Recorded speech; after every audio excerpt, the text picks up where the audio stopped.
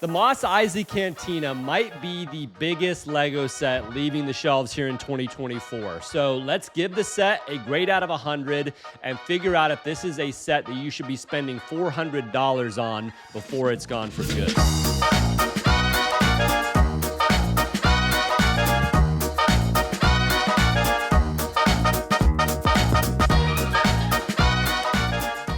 The year is 1977, and all the way on the planet of Tatooine, we have the Mos Eisley Cantina from Star Wars Episode 4, A New Hope. This is our fourth and most detailed LEGO rendition of the Cantina, with the first one being released back in 2004. LEGO then followed this up with this incredible build in 2014, and then again with another remake of the Cantina scene in 2018. So LEGO does like making this Cantina scene. So all the previous sets were much smaller versions of the Cantina, but each one brought something kind of unique and different. So let's take a look at the UCS version and see if LEGO really did create the end-all be-all of the Mos Eisley Cantina. Now, one area that this set really shines is with the minifigures. You get 21 in total with a massive and incredible lineup of characters from the movie. Let's start with all the repurposed minifigures, and then we can move on to the exclusive minifigures that everyone wants to see. First, Luke Skywalker and Obi-Wan Kenobi are the main travelers to the Cantina, and they are both repurposed. We also get the typical R2-D2 and C-3PO. You get 3 Bith musicians, which form the Cantina band. I love these minifigures, and the fact that they gave us 3 in this set to form the whole band is amazing. This minifigure has appeared in one other set, and that was the 2014 Mos Eisley Cantina. Han Solo and Chewbacca are both repurposed, as well as Greedo over here, which appeared in the 2018 version of the Cantina. There have been 3 renditions of Greedo up to this point, but I definitely think this version looks the best in my opinion. That price tag on the 2004 version though, wow. And lastly, Jawa has made multiple appearances, while Wooher the bartender has made one other appearance in the 2018 Cantina. All great minifigures, but nothing exclusive here. Now, speaking of exclusive, let's dive into the 9 exclusive minifigures in this set. Dr. Cornelius Evazan is the first exclusive minifigure.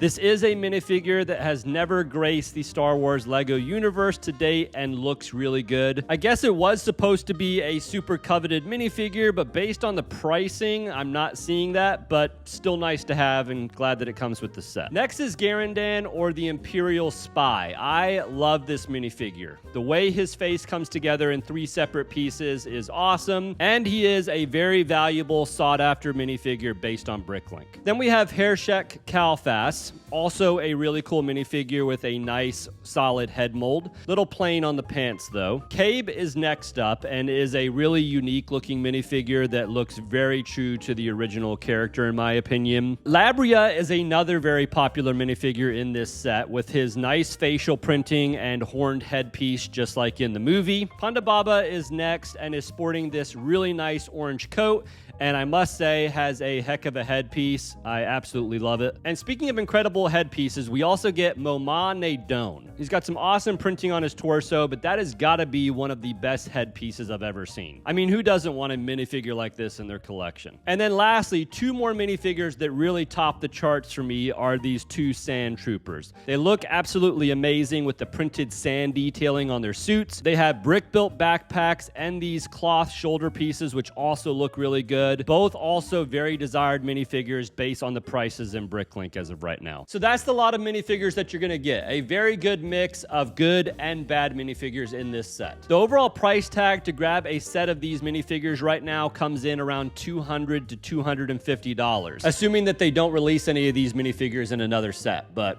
I'm not going to go there right now. I don't know that it gets much better than this with the minifigures in a LEGO set, but I am going to leave just a little bit of room on the grade. I'm going to put the grade on the minifigures out of 20 all the way up at 19. You heard me right. If you haven't already, like the video if you're enjoying it so far. Thank you so much for your support. So this version of the Mos Eisley Cantina is a large build coming in at 3,187 total pieces. Kind of falls on the smaller end of the Star Wars UCS sets, although technically speaking, this is not considered a UCS set. I would consider this a UCS Mos Eisley Cantina. You get one large manual for the entire build with some great storytelling and artwork up here at the front. You have 18 different build steps in this set. You're going to start off by building this V-35 land speeder, which is the first time LEGO has introduced this ground transport model into a LEGO set. The build itself looks very true to the original ship, even though the original ship is only seen very briefly. The ship does kind of have room for a driver, albeit the driver has to lie down. And then you also get room for a passenger, which is cool to see. Another side build we get in this set is the Ubrikian 9000 pod. Very nice side build. LEGO did give us a version of this in the 2018 Cantina. I do not own the older version, but I would say the older version looks better in my opinion with the clear side panels versus the all black. I'm glad they got rid of the stud shooter though on this new version because it makes it feel like less of a play toy and more of a collector's model. But now we move on to the main build, the Cantina. Now this build has a lot of tan pieces in the set, so right off the bat you would assume that this was a monotonous build, but I didn't get that feeling at all while building this set.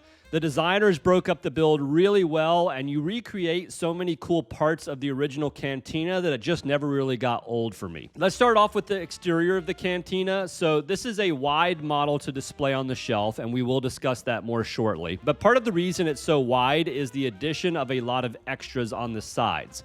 So on this side of the building, we have an assortment of crates and some exterior Cantina components. We have a couple sets of binoculars in these crates, as well as a wrench in this box. We have 2 moisture evaporators on both sides of the front and rear of the building. Both of these look really good. And then on the left side of the building, we have this dewback pen. This is my personal first dewback that I've ever owned, and yes, I love this thing. It looks so cool. There have been multiple versions of the dewback over the years, including this brick-built version, which I don't think looks good at all. But this solid, fully molded dewback, I would have to say, looking at all the different versions, is the best one so far. His bottom jaw can be removed and reattached. He has a nice brick-built saddle that can be added to his back so the Sand Trooper can do his thing. He does have these reins that attach like so.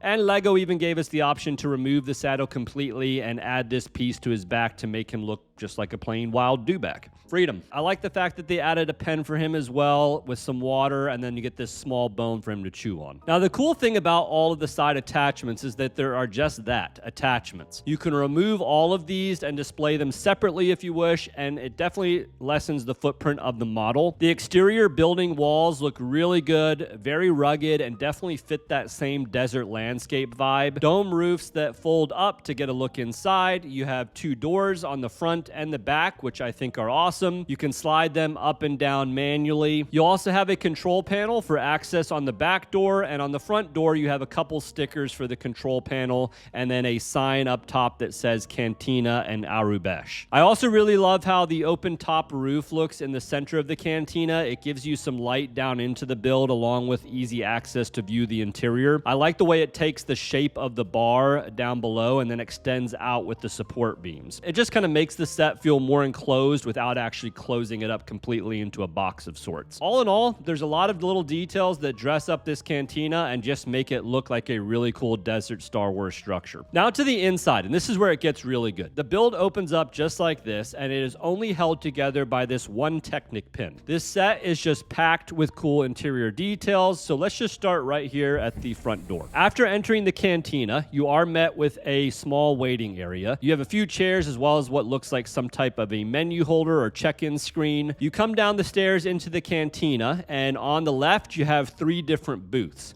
You have a couple smaller ones that are really nicely decorated with these cool round tables, which I really like, lights on the walls, and glasses to drink from. You have a larger booth here at the back, and then another crate right here to house some binoculars. I also really like the wall art that was added between the booths with the lights and then these gear tire rim pieces. After passing through the booths, we come to my favorite part and the centerpiece of this whole build, the bar. This bar is amazing. They did an incredible job capturing the curve and colors of the bar and positioning it right at the center of the build, whether it's opened or closed. You have lots of different piping and drinks scattered around. You have the cash register, some drawers up here. You have plenty of room to move the bartender, woo her around, as well as you can position your minifigures around the exterior really easily. Over here on the right side, you have the swinging door to get behind the bar, which was a nice addition. And then directly behind the bar is the back entrance to the Cantina, which leads outside, but also serves as like a back storage room with additional crates, drinks, and cleaning supplies. As we keep moving through the cantina, we then bump into the stage for the cantina band with the Bith musicians. There is studs on the stage so you can easily place the band, and I think this just really adds a ton of life to the set. Right next door to the band is the staging ground for the iconic scene in the movie with Han Solo and Greedo. You can set the whole scene up in this booth with the minifigures. You have these little knobs on the outside of the booth that you can turn and simulate either Greedo or Han Solo being shot in their seat, which is a really fun addition. And then you have one more corner booth in the very back right here. The roof pieces on all the different booths do have the ability to be removed, which is nice because it brings more light into the set, but it also gives you really easy access to create lots of different scenes and really access and play with the set. The last part to this set that you'll build is the Jawa shop. You have a nice fabric awning over the counter here. You have some gadgets and other crates over here on the side. The first building here does open up and the roof can open up as well. You have some different items hanging on the walls and then a small seat with a wrench in the crate over here in the corner. There is another one of these sliding doors at the back of the shop, which is nice to see. And then there is another attached workshop on the back of the main building. You have all kinds of gears, wiring, antennas on the outside to kind of dress it up. Looks really nice. Both roof pieces come off here as well.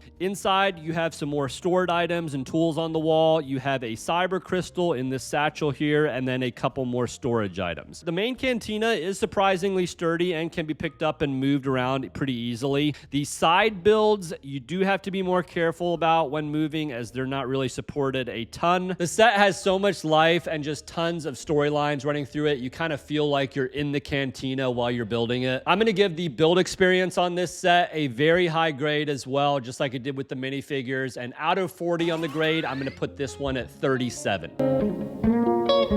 So you have multiple options when it comes to displaying this set. You can display it closed, you can open it up and display the life going on inside the set. You can display it with the side builds or without. Just a lot of options and ways to display this set, which is really nice. The drawback is the sheer size. Lego has this layout and dimensions on the box, but if you keep it closed and attach all the buildings together like this in the picture, you're at almost 29 inches in length. That is a long set, and you're gonna need some serious shelf space for sure. I would also say that I think the taller sets like Baradur, the Eiffel Tower, and the Avengers Tower just seem to give a little bit more of a wow impression when you see them sitting on a shelf. The set looks great, but with it being very long versus very tall, it's just not as impactful. The play functions on this set are good, but in kind of a different way. Normally we look at the different mechanisms throughout the set, but this doesn't really have a lot of mechanisms. But the playability on this set is still very high just with the sheer amount of minifigures and scenes that can be recreated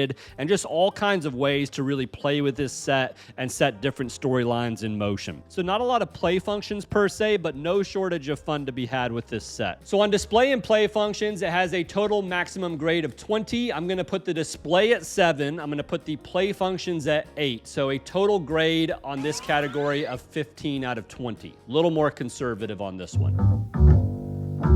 So the price per piece is 12.5 cents, which is not great, but that is normal for a Star Wars set. It comes right in line with the price per piece on the soon-to-be retiring UCS AT-AT. Stay tuned for a review on that, by the way. It's a little higher than the UCS Millennium Falcon at around 11.2 cents per piece. So not amazing on the price per piece, but it's okay. The minifigures in this set and the value on those is amazing. $200 to $300 for a set of them right now, and that definitely could go up over time. The entire value of this set is almost made up just to the minifigures. And then lastly, the part out value on the individual pieces of this set as of this recording is $717 according to Bricklink, which is solid, but doesn't necessarily double the cost of the set at $400. The value on this set is amazing, and honestly, most of that is just because of the minifigures, but hopefully they'll run some more deals before this retires, kind of like we saw on May the 4th, where we got the 4 times insider points, all the different promotions that ran with it to really drive the price down. It's still a good value one way or the other. So I'm going to put this grade high as well. Maximum grade on overall value is 20, and I'm going to put it at 18. This set is incredible. I loved it, and I'm really glad I was able to pick it up before it left the shelves. The final grade on this set is going to come in at 89 out of 100, which places it in the must-buy category. If you have the means, Grab this set while you can at retail cost or below if LEGO runs a sale before the end of the year again. This set will most definitely shoot up in cost once it retires on the aftermarket, which will make it much more difficult to get your hands on as a collector. The set is amazing, but if you want to know where the Mos Eisley Cantina falls in my top 10 retiring sets to pick up before the year ends, this is the video. Click on it and I'll see you over there.